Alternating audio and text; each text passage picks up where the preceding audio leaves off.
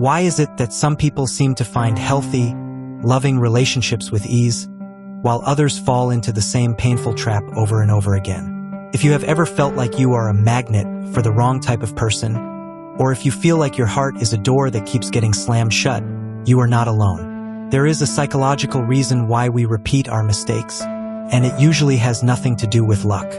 Statistics in relationship psychology suggest that without a change in awareness, most people will choose the same type of partner 6 or 7 times in a row, even if that person causes them pain. Today, we are going to look at the behavioral patterns that keep you stuck in a cycle of heartbreak. We will explore the red flags your brain chooses to ignore, the way your childhood affects who you date today, and how to build a mental shield that protects your peace while still allowing you to find real love. By the end of this talk, you will understand how to stop being a victim of your own choices and how to become the person who finally breaks the cycle. Most people live by default. We live by design. If you are the person quietly dismantling old patterns to build a future that actually belongs to you, you've found your circle. We don't do victim, here we do vision. Subscribe to sharpen your awareness. Leave a comment and bring your insight to the table. No noise, no ego. Just the blueprint for a stronger mind. Let's get to work. To understand repeated heartbreak, we have to talk about familiarity. In psychology, our brains are wired to choose what is familiar over what is healthy. If you grew up in a home where love was inconsistent or where you had to earn attention, your brain might mistake chaos for excitement. When you meet a healthy, stable person, your brain might tell you they are boring. But when you meet someone who is hot and cold, your brain says, "This feels like home. This is a dangerous trap." You are not attracted to the person, you are attracted to the pattern. This is often linked to our attachment style. This is a simple idea that explains how we relate to others based on our early life. Some people have an anxious style, where they are always afraid of being left. Others have an avoidance style, where they run away when things get too close.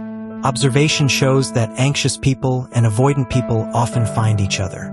This creates a push and pull dynamic that always ends in heartbreak. The anxious person chases, the avoidant person runs, and both end up hurt. To protect yourself, you must first identify your own style and learn how to stay calm when your triggers are pushed. Let's look at the story of a man named Thomas. Thomas was a kind man, but he was always attracted to projects. Women who had a lot of problems and needed to be saved.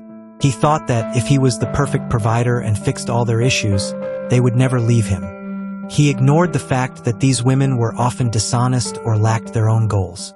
Thomas went through 3 major breakups in 5 years, and each time he lost a lot of money and a lot of sleep. Thomas's mistake was that he was trying to buy loyalty by being a rescuer. He didn't realize that by choosing people who were broken, he was ensuring his own heartbreak. He was ignoring his own value and settling for people who weren't ready for a real relationship. Thomas stayed stuck in this pattern until he realized that he couldn't fix anyone into loving him. One of the biggest behavioral trends that leads to heartbreak is ignoring the red flags. Most people who have been hurt say the same thing. "I saw the signs at the beginning, but I thought it would change." This is called confirmation bias.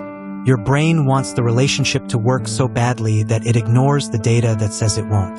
If someone is mean to a waiter or lies about small things or speaks badly about all their exes, those are not small things. They are a preview of how they will eventually treat you. A man or woman of high value watches the data. They don't listen to what a person says. They watch what a person does over a long period of time. Psychologically, we also have to look at low self-esteem. If you don't believe you deserve a high-quality partner, you will accept anyone who shows you a little bit of attention. This is like going to the grocery store when you are starving. You will pick up junk food because you just want the hunger to stop. To protect yourself from heartbreak, you have to feed your own soul first. You have to get to a point where you are happy being alone. When you are happy alone, you become very picky about who you let into your space. You stop needing a relationship and start wanting one. There is a massive difference between the two. In relationship dynamics, we see a concept called pacing. Repeated heartbreak often happens to people who move too fast. They share their deepest secrets, their money, and their time within the first few weeks. They fall in love with a fantasy of the person before they even know their middle name. This is called love bombing, and it is often a sign of an unhealthy partner. To protect yourself, you must slow down. Real trust is built in centimeters, not kilometers. By moving slowly, you give the other person's true character time to show up. Character cannot be hidden forever. Eventually, the mask slips. Another pattern is the lack of boundaries. A boundary is a line you draw that says, "This is what I will accept, and this is what I will not." Many people afraid of heartbreak don't set boundaries because they are afraid of losing the person. But the irony is that by not having boundaries, you lose yourself. If someone disrespects your time or speaks to you poorly, and you stay, you are teaching them that it is okay to hurt you. Observations show that people who have firm boundaries are actually more attractive because they show high self-respect. We also have to talk about the hook. This is the psychological high we get at the start of a relationship. Feels like a drug. People who suffer from repeated heartbreak are often addicted to this startup phase. When the high wears off and the real work of a relationship begins, they get confused or the partner pulls away. To protect yourself, you have to value peace over excitement. A healthy relationship feels like a safe harbor, not a roller coaster. If it feels like a roller coaster, it is probably going to crash. Observation of behavioral trends also shows that people often advertise their wounds. If you go on a first date and talk about how your ex cheated on you and how much you have suffered, you are essentially telling a predator how to hurt you.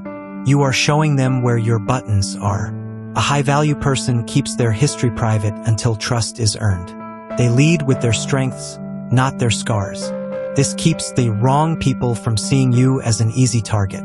If you find yourself in the middle of a heartbreak right now, the most important thing you can do is audit the data. Look back at the last 3 people you dated. What did they have in common? Were they all unavailable? Were they all critical of you? Once you find the common thread, you have found the leak in your boat. You can't change the ocean, but you can fix your boat. This is not about blaming yourself. It is about taking your power back. If you chose the pattern, you can choose to end it. Remember, heartbreak is not a sign that love is bad. It is a sign that your selection process needs an upgrade. You have to become a better gatekeeper of your own heart. Your time, your energy, and your love are the most valuable things you own. Don't give them away to people who haven't proven they are worthy of the gift. By valuing your effort and your standards, you create a life where heartbreak becomes a rare accident instead of a regular habit. We have explored why your brain often chooses what is familiar over what is healthy. Now, we must focus on how to break that chain and build a future where you are the one in control. Repeated heartbreak is not a life sentence. It is a signal that your internal software needs an update. To move from a cycle of pain to a cycle of peace, you have to be willing to do the hard psychological work of looking at yourself with total honesty. In relationship psychology, there is a concept called self-parenting. This means learning to give yourself the protection and the boundaries that you might have missed when you were younger. When you value yourself enough to say no to a person who is bad for you, you are protecting your future self from another year of depression and regret. This shift in behavior is the key to unlimited success in your personal life. Most people watch to be entertained. You're likely here to be informed. This channel is a space for those who hold themselves to a higher standard of logic. If that resonates, subscribe and join a community that values deep psychology over cheap drama. I want to see your perspective in the comments. This is a place for data and dialogue, not judgment. If you're ready for the truth, stay tuned. Let's look at a story of growth and self-respect featuring a woman named Maya. Maya spent her 20s dating men who were emotionally distant. She would spend all her energy trying to earn their love. She thought that if she was pretty enough, kind enough, or successful enough, they would finally commit. Each time, the relationship ended with her feeling discarded and broken. After her 4th major heartbreak, Maya decided she was finished with the cycle. She took a full year off from dating to study her own patterns. She realized she had a scarcity mindset. She was afraid that if she let one man go, she would never find another. To fix this, Maya started focusing on her own empire. She worked on her health, she saved money, and she built a strong circle of friends. When she finally started dating again, she met a man who was very charming but started showing the same old, hot and cold patterns. In the past, Maya would have tried harder to please him. But this time, Maya used her new boundary filter. The first time he canceled a date without a good reason, Maya calmly told him that she valued her time and wouldn't be seeing him again. She didn't cry, she didn't argue, and she didn't try to fix him. She simply chose her own peace over his drama. Because she walked away early, she saved herself from months of pain. 2 months later, she met someone who was consistent, honest, and respectful from day one. Maya learned that by closing the door on the wrong people quickly, she finally had the energy to open the door for the right one. She realized that heartbreak isn't something that happens to you. It is something you allow when you don't value your own standards. Maya's story highlights a very important psychological tool: the early exit.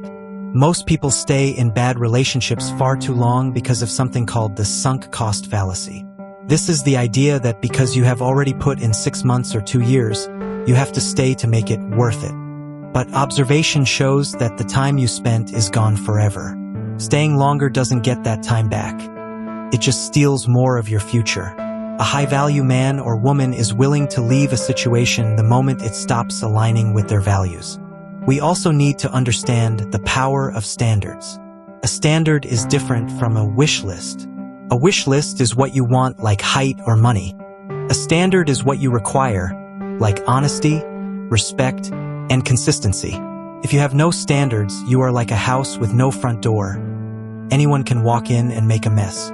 When you set high standards, you naturally filter out the people who are looking for an easy victim. People who are looking to play games will see your standards and leave because they know they can't win. This is exactly what you want. Another behavioral trend to watch for is the rescue fantasy. This is the belief that your love can change someone else's character. Psychology tells us that people only change when they feel the pain of their own consequences. If you keep saving someone from their mistakes, they have no reason to change. To protect yourself from heartbreak, you must stop being a rehab center for broken people. Date people for who they are right now, not for their potential. If you wouldn't like them exactly as they are today for the next 20 years, then walk away.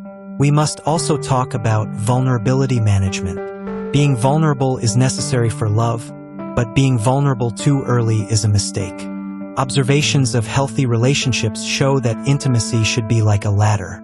You go up one step at a time. If you jump to the top of the ladder on the first date, you are likely to fall and get hurt.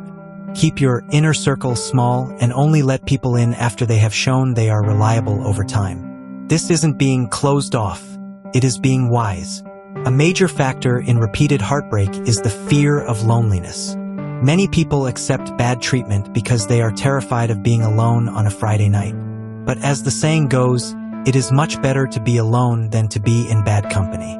Loneliness is a feeling that passes, but a toxic relationship is a burden that can destroy your health, your money, and your mind. When you master the art of being your own best friend, you no longer fear loneliness. This gives you the power to walk away, which is the most important power you can have in the dating world. It is also important to look at pattern interrupts. If you always meet partners at a bar, try meeting them at a hobby group or a seminar. If you always date people who are wild and free, try dating someone who is stable and quiet. Sometimes you have to force yourself to date against your type to see if your type is actually the problem. This is a form of behavioral experimentation that can lead to a massive breakthrough in your happiness.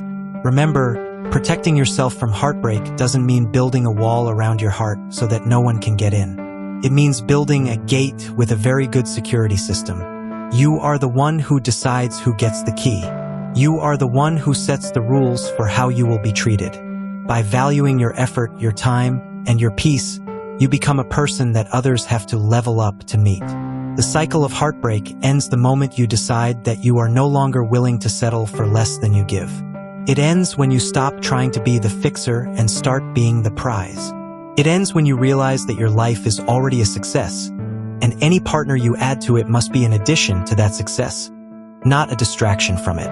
Keep building your empire, keep sharpening your awareness, and trust that when you hold yourself to a higher standard, the rest of the world will eventually have to follow. Staying until the end isn't just about finishing a video. It's about refusing to look away from the truth.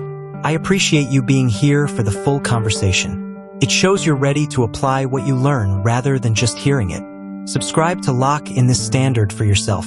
We're building a community where boundaries and self-respect are the baseline, not the exception. Share your thoughts in the comments. I'm looking forward to reading your take. Keep challenging the narrative. I'll see you in the next one.